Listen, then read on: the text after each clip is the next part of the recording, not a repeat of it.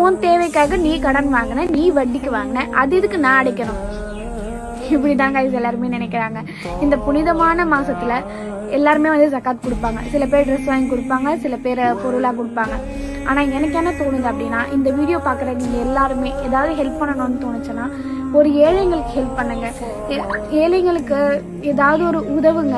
ஏதாவது பிஸ்னஸ் பண்ற மாதிரி இருந்தால் அதுக்கு ஏதாவது ஒன்று கொடுங்க. கடன் இல்லாத காசு இது வந்துச்சுன்னா எத்தனையோ ஒரு குடும்பம் ஓடும், எத்தனையோ பேருக்கு ஹெல்ப்ஃபுல்லாக இருக்கும்.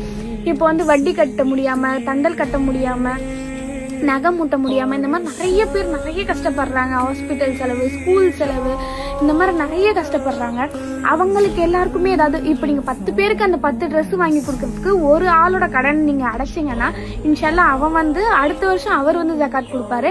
அவர் 4 பேருக்கு இந்த மாதிரி உதவுவார். அந்த உதவி அது எல்லாமே நம்மளுக்கு தான் சேரும்.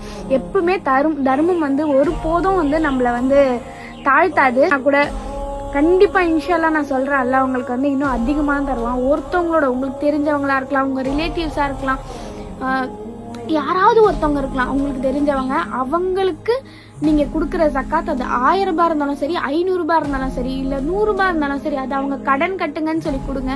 அதோட சந்தோஷத்தை நீங்க பாருங்க. அந்த சந்தோஷமே வேற. எனக்கு சொல்லணும்னு தோணுச்சு, சொல்லிட்டேன்.